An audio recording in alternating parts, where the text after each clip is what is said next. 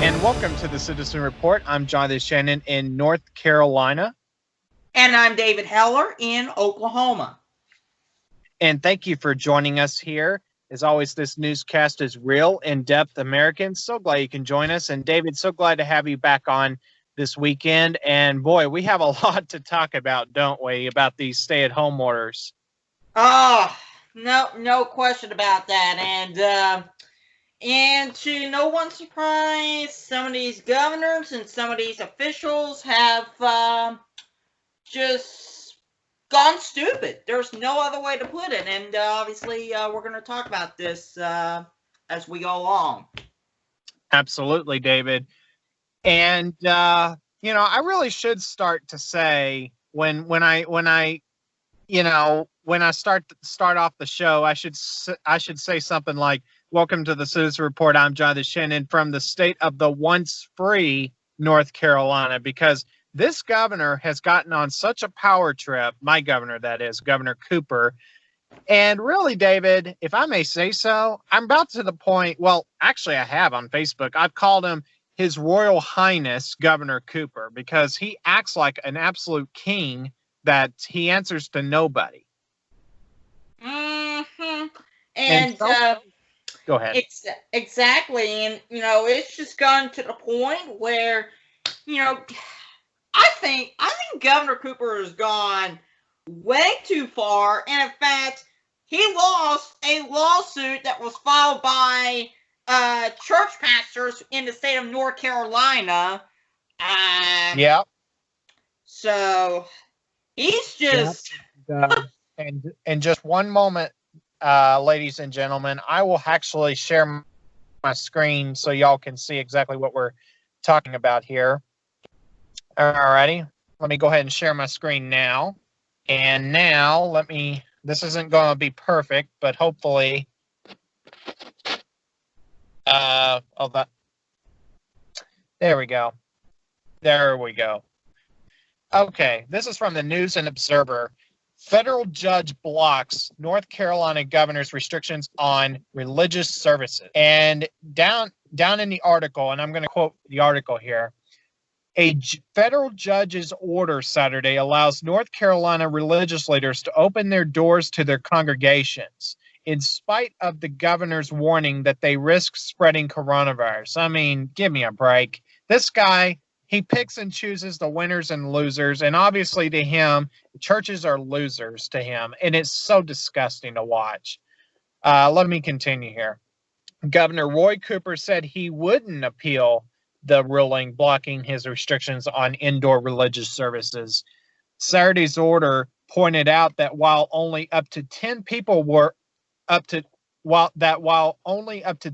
are allowed inside for religious services under Cooper's stay-at-home order, that same standard doesn't apply to other entities, such as businesses that are limited to 50% capacity and funeral services, which allow up to 50 people. And this is a quote from the judge in his ruling. Quote, "The record at this admittingly early stage of the case reveals that the governor appears to trust citizens to perform non-religious activities indoors, such as shopping or working or selling merchandise, but does not trust them to do the same when they worship together indoors," unquote, states Judge James C.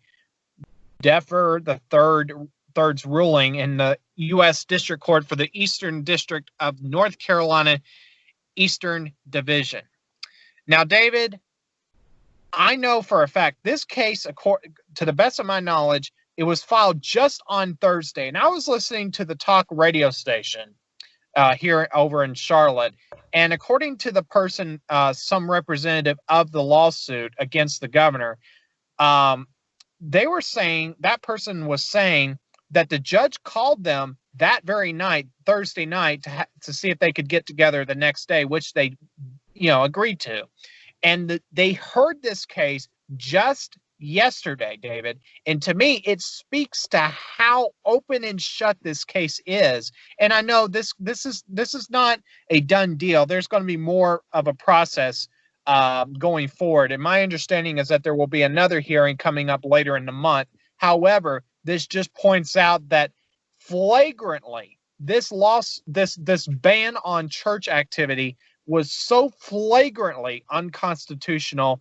And David, if I may just say before I toss it back to you, people have this thinking that separation of church and state means that churches have no place in society or government. That is not true. What the separation of church and state in essence means that the government cannot meddle in the religious liberty that we have in this country. We left Britain for one reason, we left Britain, among other reasons, so we would have freedom and liberty to not just have our faith, but to be able to practice it and live it out daily in American society and American life.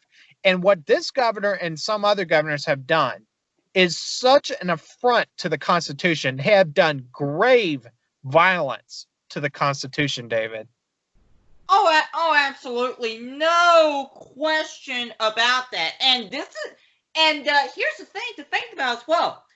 Governor Cooper is not the only Democratic governor that has been or is currently being sued right now as of this recording. We had a governor in Wisconsin that had his stay-at-home order, the extension of his stay-at-home order in Wisconsin overturned. Among other things, protests going on in Michigan, where this crazy governor in Michigan that shall not be named here is basically saying, oh, we're going to extend the stay-at-home order because of these protesters. Jonathan, give me a break with this garbage. You know what I mean? Yeah, I know, David. And actually, for viewers at home, I want to play the soundbite where she more or less says just that on ABC's The View. And of course, David, The View is such a fair and balanced show, right?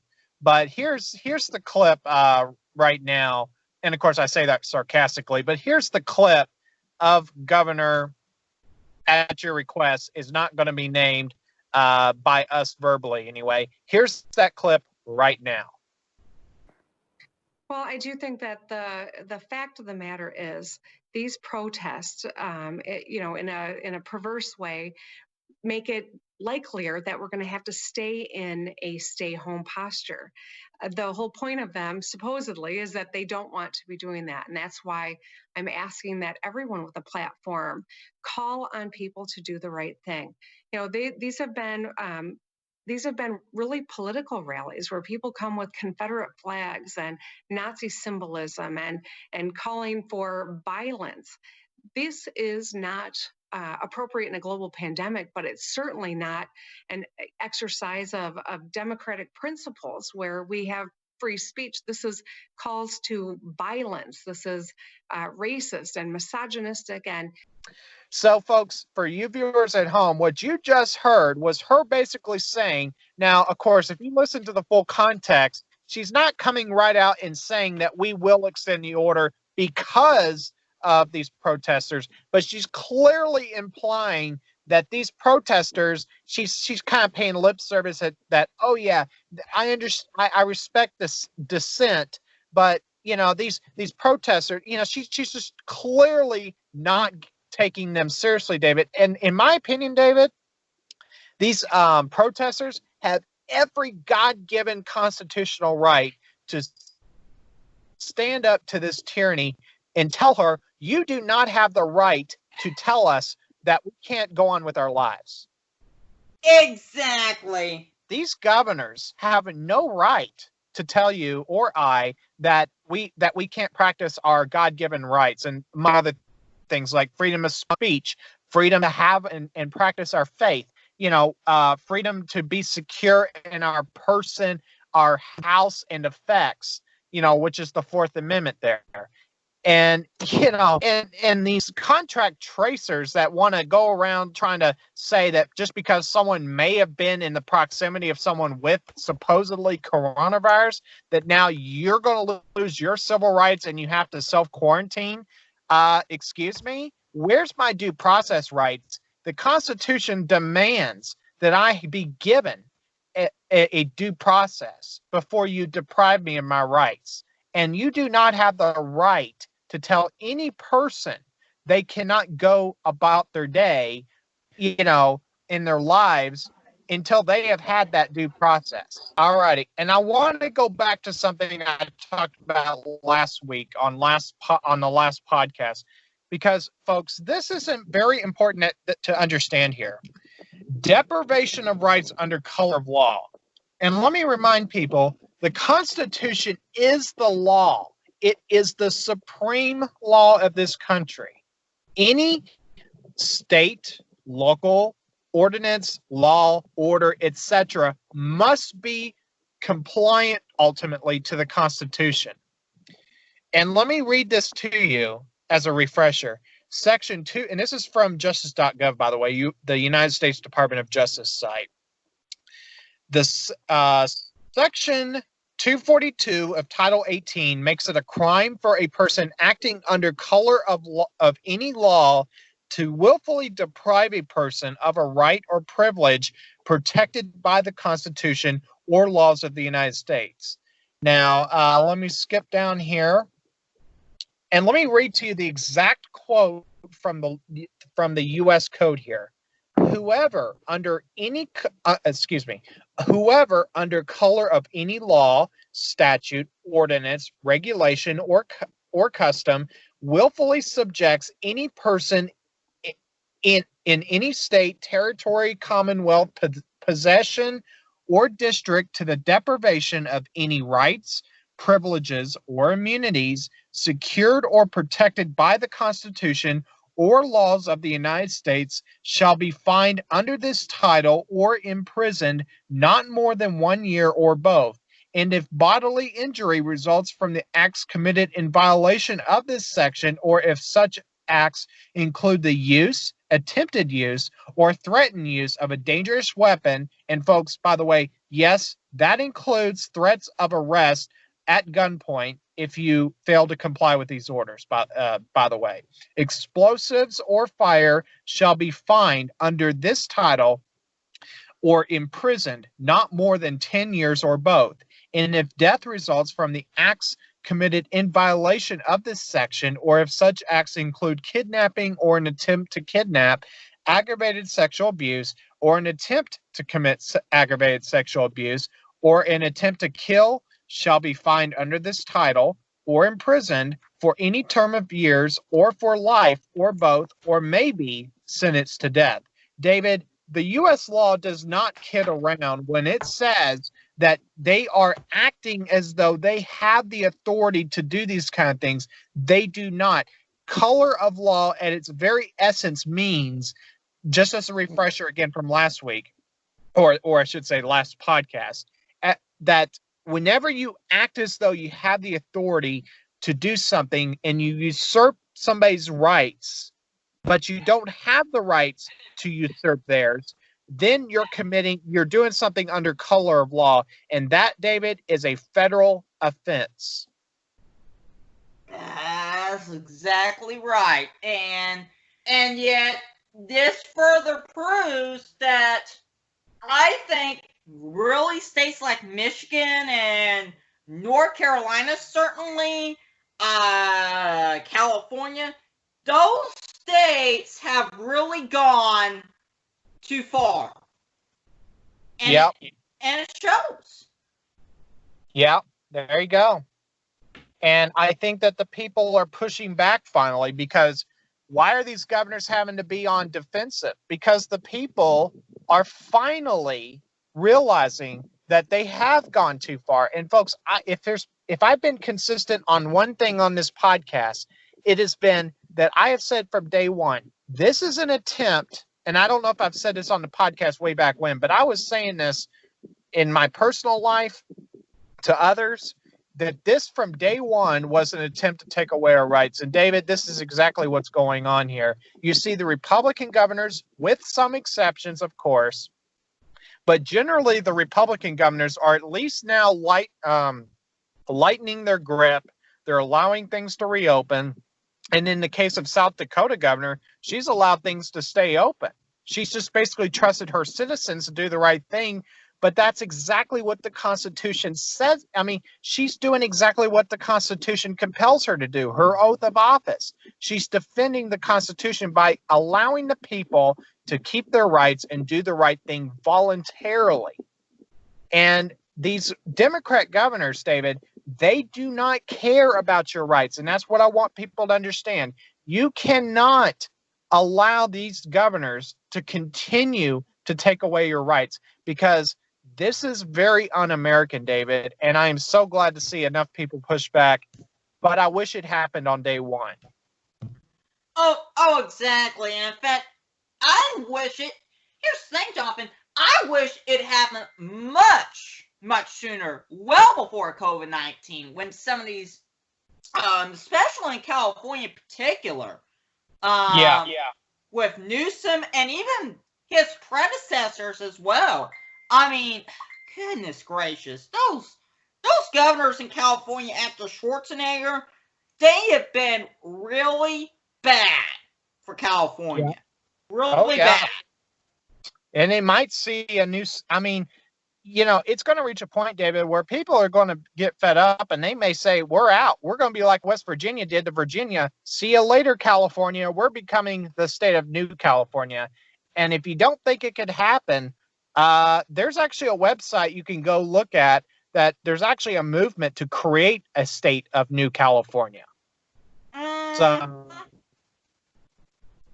and I think going forward, in a post-COVID-19 world, that's probably what's going to happen in that state. Yeah. I think because of the way Newsom has been going, I think that state is going to fracture, and we're going to see a split. We could, and that would be a perfectly constitutional thing to happen if that indeed happened. We'll have to see how that all plays out. And folks, there's something, if you're noticing the trend that I'm doing on this episode, I'm trying to give you an arsenal of information, especially when it comes to the Constitution, because you have the power, right? You know, you yourself as a citizen of this republic have the power, the authority to say, no, I do not comply peacefully. I do not comply. And let me, and when it comes to these quarantines and these staying at home stuff, I want to remind people that there's an amendment in the Constitution, and David, I hope you can see this. Can you see this? Yes. Okay, good. Okay, this is amendment. This is the Fifth Amendment to the U.S. Constitution. This is the Fifth Amendment to our Constitution. Okay, it says, and I quote. Now listen carefully, because part of this has to do with due process, and then I'll explain why I mentioned this.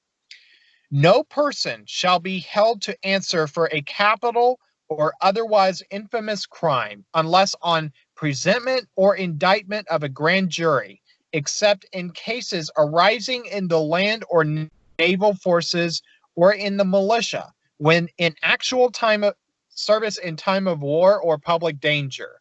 Nor shall any person be subject to the same offense to be twice put in jeopardy of life or limb, nor shall be compelled in any criminal case to be a witness against himself, nor be deprived of life, liberty, or property without due process of law, nor shall private property be taken for public use without just compensation. David, this right here, everyone, listen to what I'm saying. This right here is your absolute Teflon, just absolute. It's an absolute fact that you have a constitutional ground here to say, I do not have to comply with staying at home, because here's the rationale from this amendment.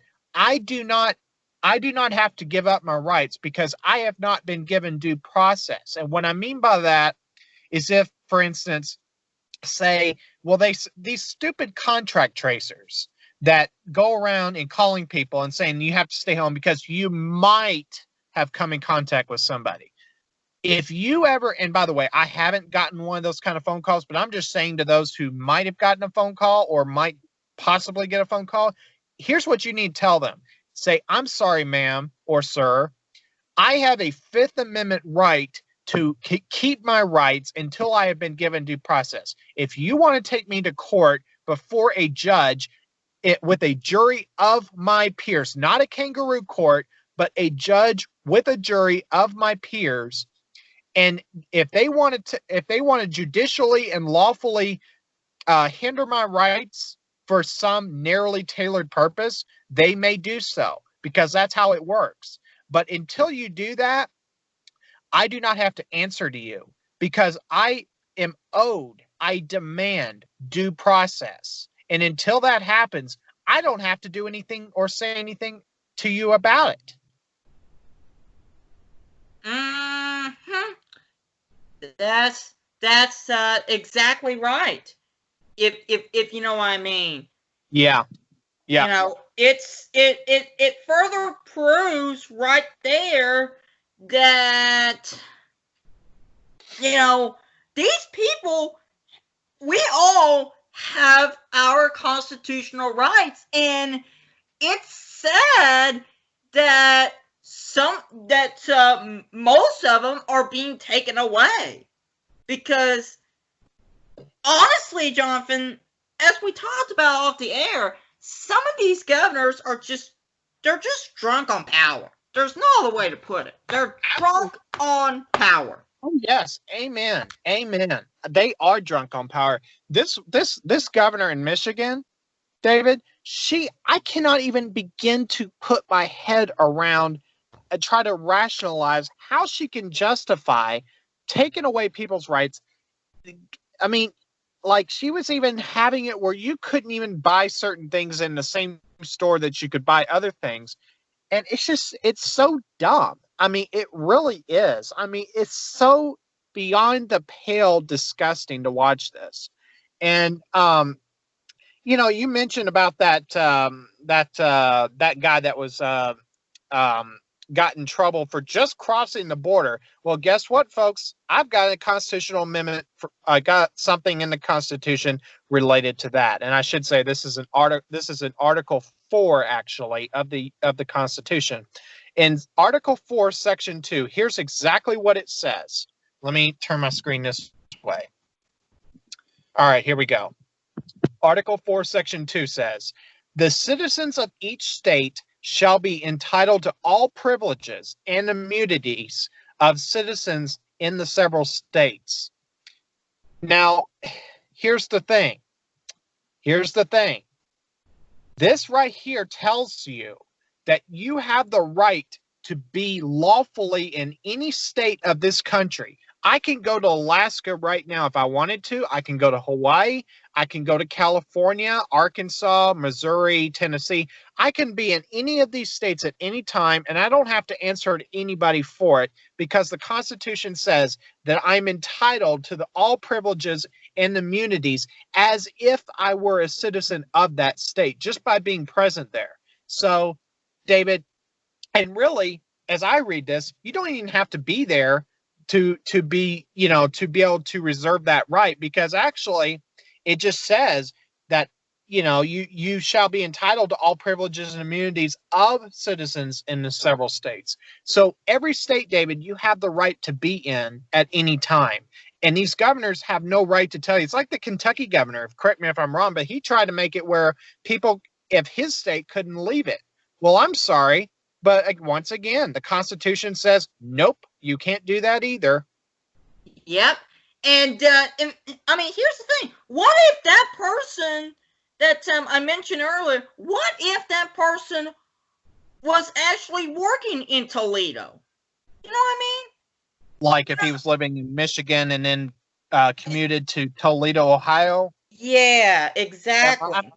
Here's the funny part, is that the governors probably do write in certain exemptions for that.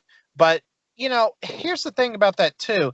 Once you start going down the path of saying that certain people are exempted, then isn't that kind of the same thing as saying that you're picking winners and losers, and that you're saying that you're going to give... That's exactly right. And giving that may be right. oh, Go ahead. as I was going to say, that may be the same case with that Kentucky governor, because he may be choosing those that live in Kentucky that go to work in Cincinnati, or people that may live in Indiana coming to Louisville to work, things like that. But yet people who actually live and work in Kentucky, they're losers. Yeah. Yeah, I mean, they're saying they're basically creating a disenfranchisement in the same way as the North Carolina governor here said that funeral homes could have 50 people, that you could go to Walmart and basically be packed in like a can of sardines. And yet, and by the way, how ridiculous to say that we have to keep 6 feet apart inside of a Walmart. I'm sorry, folks. Practically speaking, that doesn't happen. And let me tell you why. Because I was actually just over the border tonight or late today in South Carolina at a Walmart there. And I was at the customer service counter. That's, those things that are up front. And I was returning an item, and a Walmart worker, there was a Walmart employee across the counter from me, she was going to work to help me with this transaction. Well, this other Walmart employee walks up to talk to her about something else, and he literally comes about 1 or 2 feet from me. And I'm sorry, but how is that right for Walmart and these other businesses and the state and local governments, by the way, to tell us peasants or citizens that we have to be 6 feet away from each other? We're not allowed to do whatever, or we're not supposed to, they say. And then the employees of these same places can come up and do the very thing we're told not to do, David. I don't know about you, but I find that to be 100% ridiculous. That's exactly right.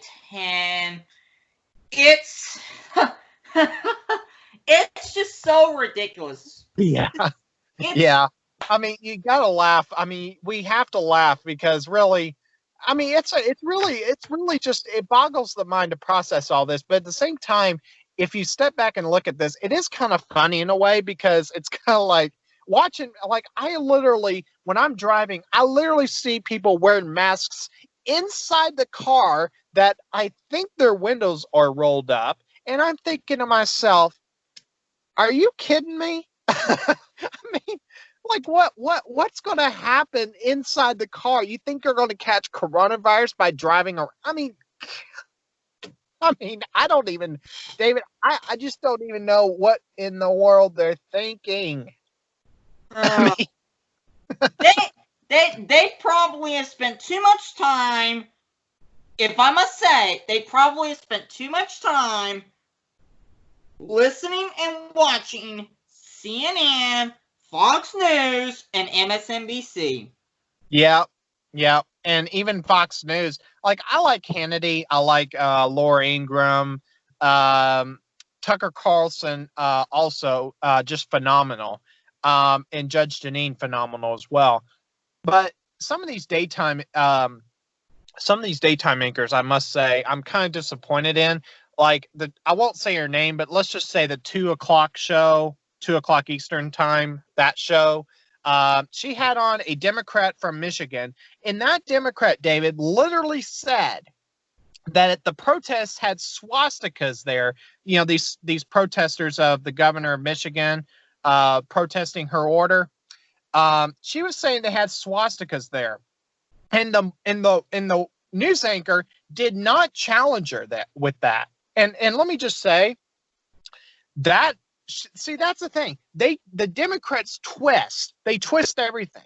They say that they had swastikas. Well, the pictures I've seen were not of swastikas, like they were like neo-Nazis or something, but actually they were showing a picture of the governor as though she had a swastika. It's just David, they twist these Democrats, David, they twist everything under the sun. With they say that they project, they say that we're the problem when they're the ones committing treason, for instance. It's just, David, it's just so ridiculous. I can't even begin to tell you. It's it's ridiculous. And you know, it's like I found this out real quick just tonight. I was told that I cannot linger around, and this is for church tomorrow, for my church. I can't linger around. I can't socialize. Nothing. And sadly, you know, that just further proves how some of these organizations and governments, Jonathan, have gone too far. Yep. So it's just sad that if this is the new normal, of less socialization and more of the stuff that you and I are doing now, that's sad. That is sad. Absolutely. Absolutely. I mean, we've all got to have a little more courage and just, trust God. Of course, we don't, it shouldn't mean that we go out and do something reckless, but just like going out, in our lives and, being out in public and, just if you're a Christian, you believe Jesus Christ is your savior, you just trust God to protect you and you just don't worry. You just let God worry. Or, I mean, God doesn't worry, but I mean, like you let God deal with the issue. Like if you're worried that there might be coronavirus, you just let God deal with it. You just go about your daily life and you just let God be in control. That's right. That's exactly right. Don't live in fear. Trust God. Psalm 91. You'll be fine. Absolutely, David. And, I do want to mention a couple more things before we end the show. First of all here, and I'm trying my best to get this up as quickly as I can here, and then I'm going to share my screen again. But that same Michigan politician, the Democrat, who was saying that there were swastikas at the protest. Now, I have not taken the time to validate this picture definitively, but this is the kind of thing I'm talking about, for instance, at least. This is the kind of thing I'm talking about. She's saying that I'm guessing she thinks that things like this somehow equate to it being, a bunch of, that somehow the protests are, not valid because of symbols like this. Well, as I look at this, that's actually to say, and I'm not going to verbally say the name of the governor, but you can pretty much see the name minus, I guess, one letter, the name of the Michigan governor. They're basically insinuating, and I would say rightfully so, that she's acting like the German Nazis because the German Nazis were oppressive. And yet the Democrats, when they're on the losing side of the argument, and this is something you got to pay attention to as well, instead of actually reasoning arguments, they instead character assassinate by saying that there were swastikas at the protest, as though to say there were a bunch of racists at the protest, when all this was, at least from this one picture, and I've seen other pictures, but just taking solely this one picture, that's to say that the very governor they're protesting, they're trying to protest an oppressive governor that's taken away their rights illegally. Mm-hmm. Yep, and it's just it's just ridiculous. There's just no other way to put it. I mean, we can show so many examples all day long, but the point being is, it's just ridiculous. And one other thing that I came across too that I wanted to briefly mention real quick before we start to wrap up the show. Apparently, as we all know, Bill Gates, he's been promoting about this vaccine and everything else. Well, turns out the FDA has said, not so fast.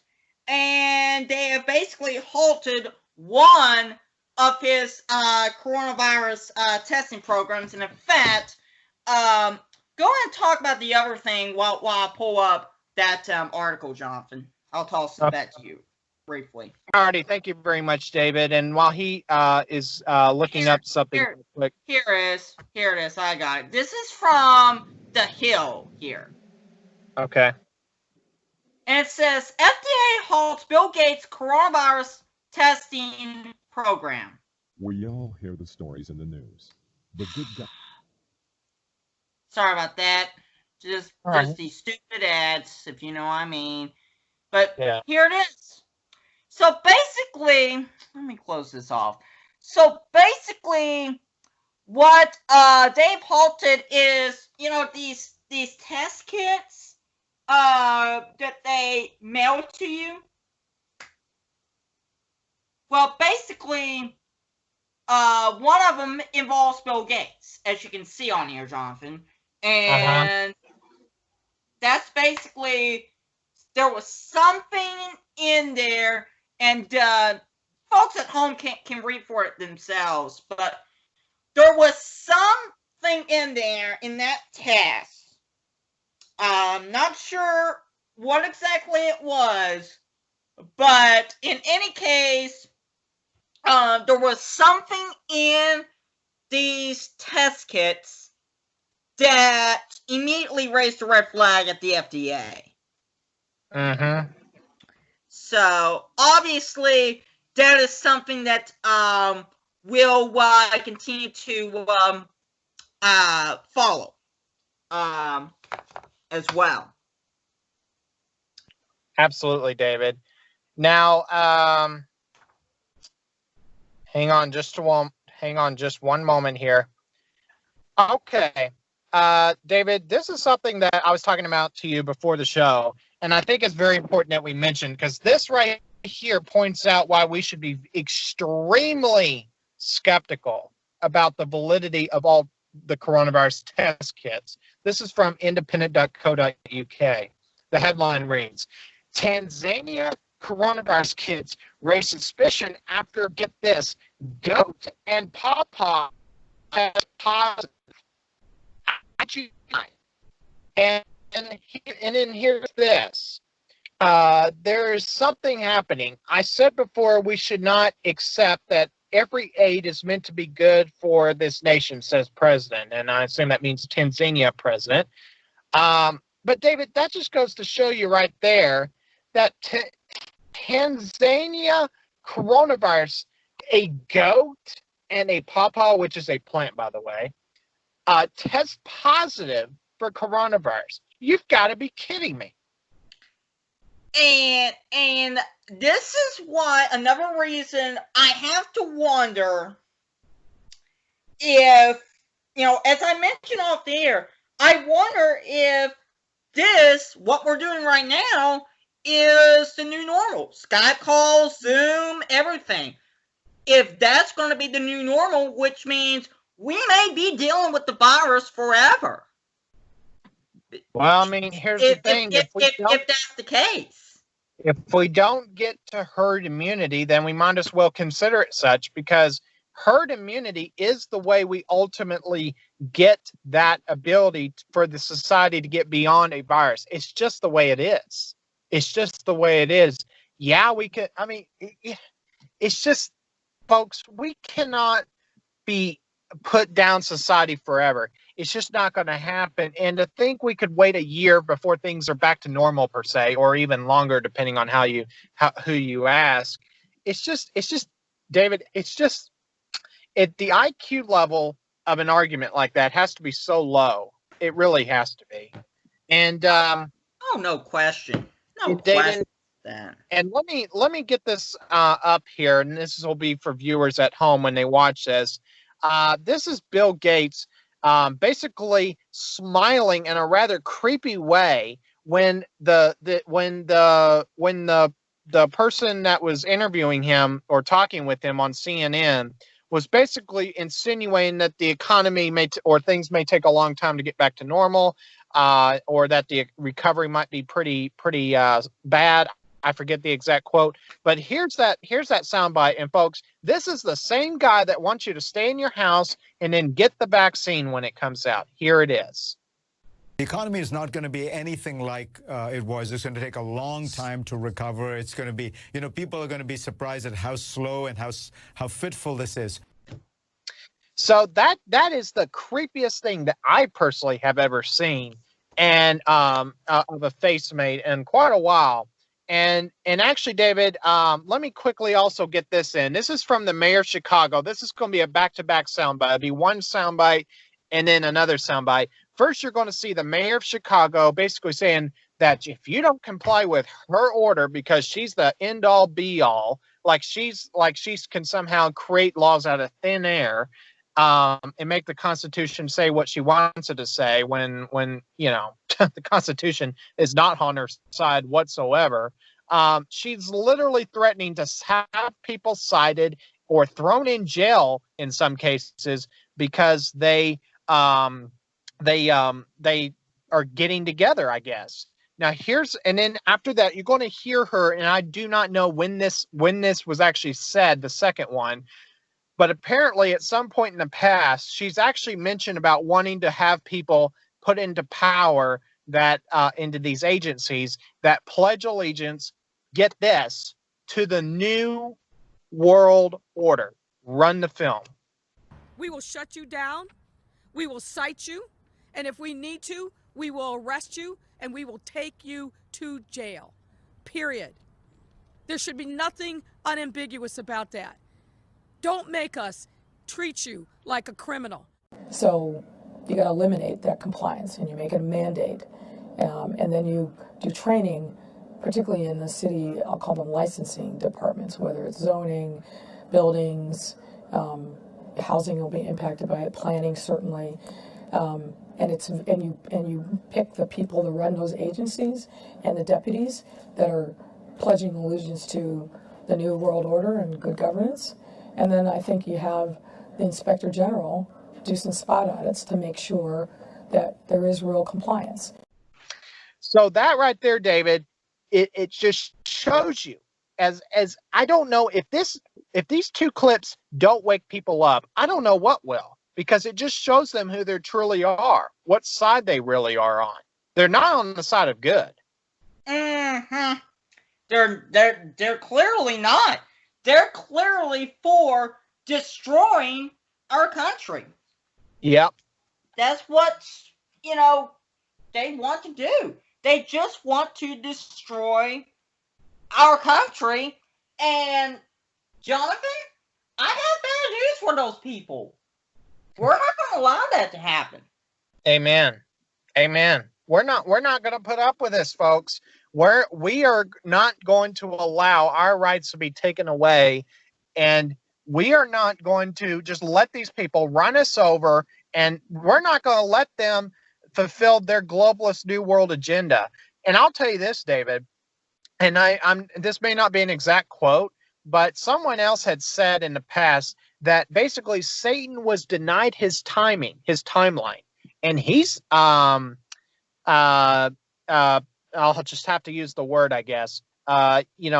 Satan is absolutely pissed that God denied him his timeline, and that we are seeing, David, a absolute, things are becoming so transparent. This is not just a physical war. This is a spiritual war, and I know some people might think I'm a little bit out there to say that, but it's true. These people are not just against us constitutionally and against our way of life as Americans.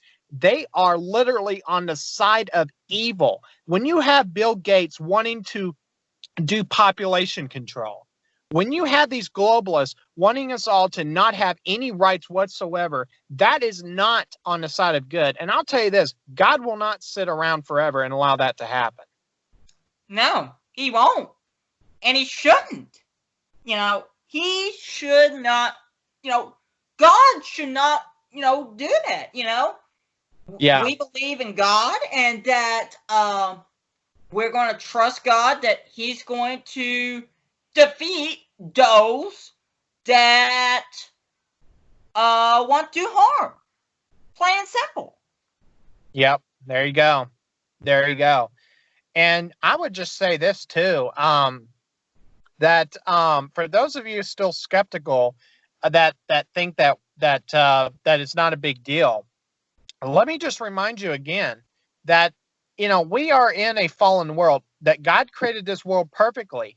Jesus already won the war at Calvary, but guess what? We have to appropriate that victory daily. We have to put on the full armor of God and stand against this, because I'm telling you, I'm serious. These globalists they have to destroy America because they hate Israel. They have to destroy America because we are the biggest country on the face of the earth in unilateral support, or I should say not unilateral, because that implies the only country. But I mean, we are the biggest, by far the biggest country in support. We are a country of God. I mean, we are a Christian nation. We stand for Israel. We defend them. And we are a Christian nation. And the globalists, they can't fulfill their new world order power without destroying America. And guess what, David? At least as long as we Christians are around, that's not going to happen. We're not going to let that happen. They are not going to get their way, these globalists. They will not. And it encourages me to see people wake up and push back and say, no, we are going to stand up and defend our rights, because this is not just about our rights. This ultimately is about defeating evil. So that's exactly right.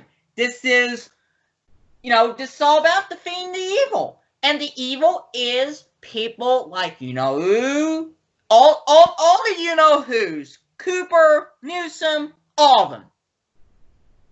And that mayor in Chicago. All of them, Jonathan, want to destroy America. Yeah, there you go. There you go.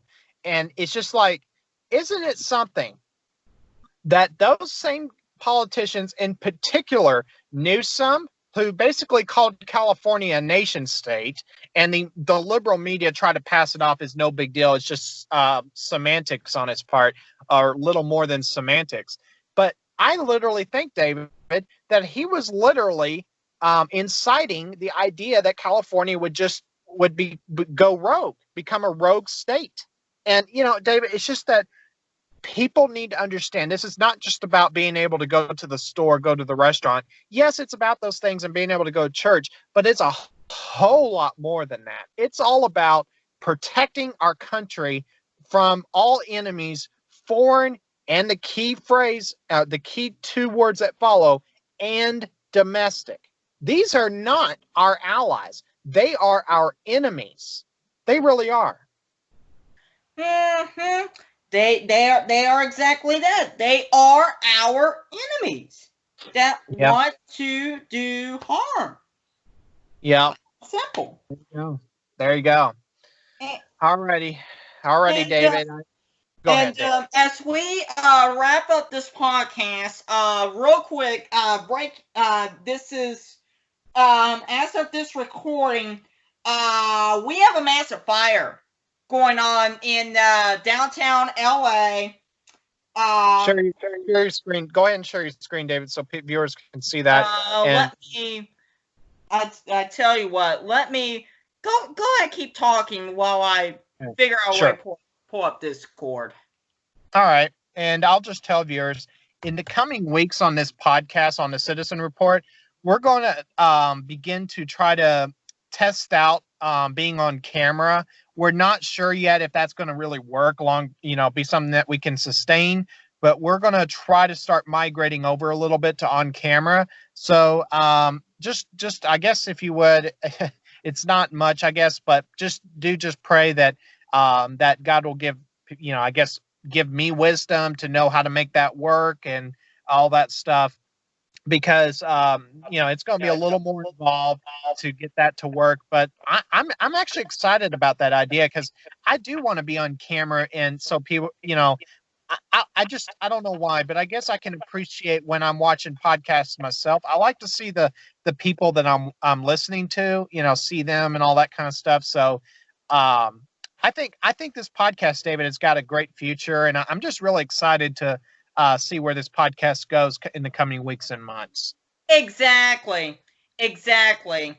And obviously, there's been more updates regarding that regarding that fire as well. So I'll show you those coming up. But this is what the fire looks like right now from downtown LA. For the viewers can see. So And, is that I'm guessing that is that taken from Mount Wilson or one of those big mountains kind of to the north of downtown? Yep. Wow. And as it says on the top, 10 firefighters are hurt and multiple buildings on fire. And in fact, the LA Fire Department basically called it, Jonathan, Mayday. Wow. And that is a Mayday situation. All right. Can you get up a and I can just keep talking as you do that. Can you try to see if there's any news stations in that area on the air right now that may have some live pictures that we can quickly get out to viewers? Yeah. Okay. Let me Try pull up. maybe abc7.com or KTLA, maybe. I don't know, whichever one. I'll do NBC4 LA. All right. Well, I'll just remind viewers very quickly of our website, thecitizenreport.weebly.com. And we encourage you to go to our website. You can read a little bit about me, a little bit about David. And by the way, if you want to be on this podcast, please let me or David know. We want to bring on guests. We want to branch out a little bit and have some different perspectives and, people come on and just talk with us. We want to have a good conversation. And I hope that with time we can have contributors even and things like that. And I do believe with time we'll have that. But if you want to be on the podcast, please reach out to me and let me know. And David, with that, David, I understand you got some live pictures up. Yep. This is from KMBC. And obviously there's still some smoke coming out as well. But from what I saw, it looks like one of the fire trucks, I don't know if the helicopter will pan back over. It's panning back over toward the truck. You can see part of the truck got destroyed in the fire. Wow, that's it's pretty serious when that happens.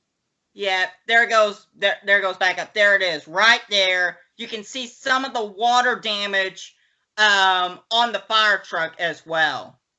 On one of the fire trucks, it's pulling back in on one of them. I don't know if it'll pan back to it or not, but obviously this is a massive fire. That is cool.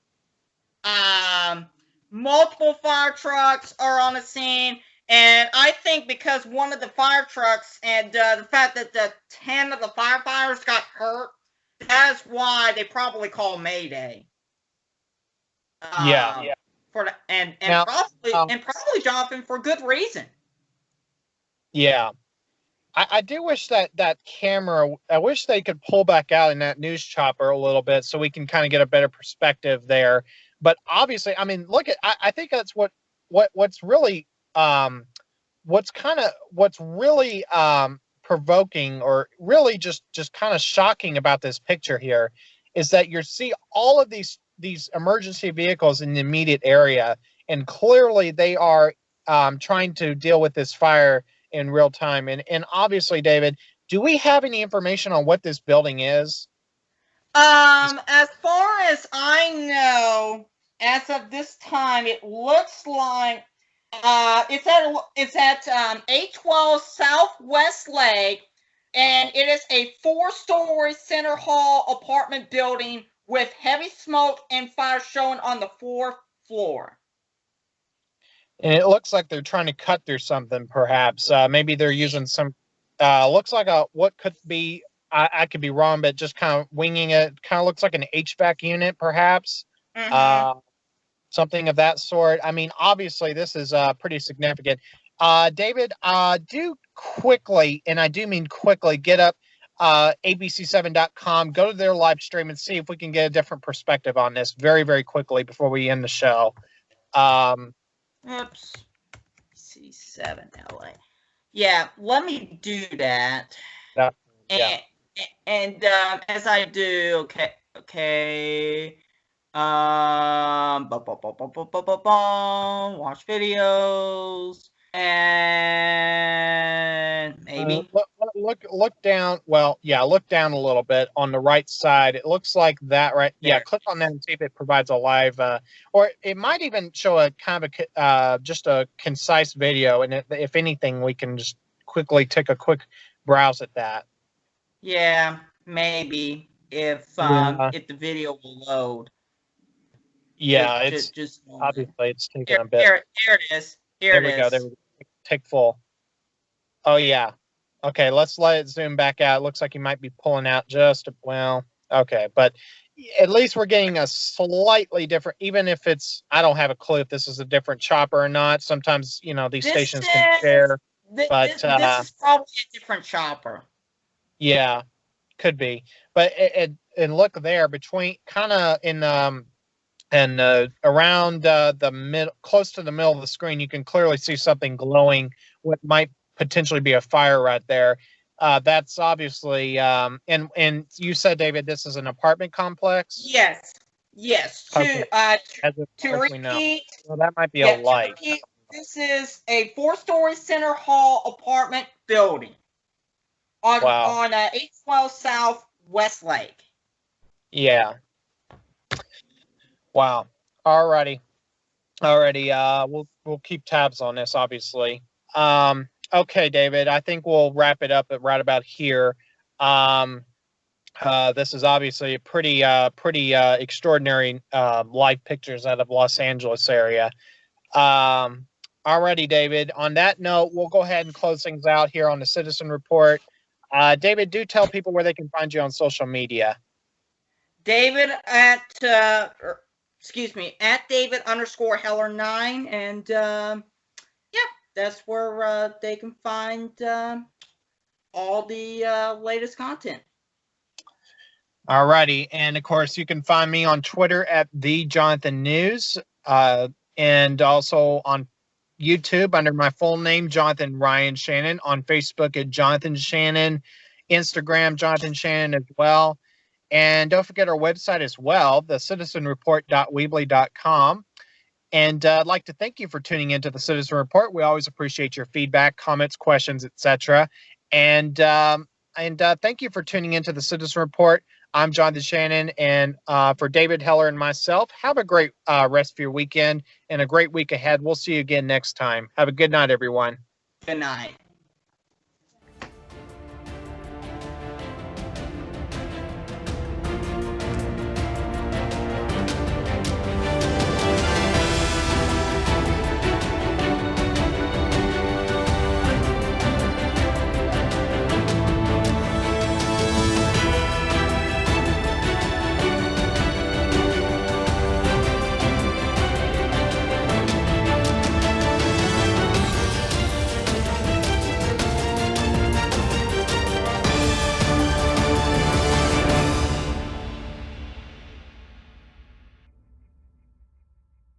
The Citizen Report is a production of New Shannon Media.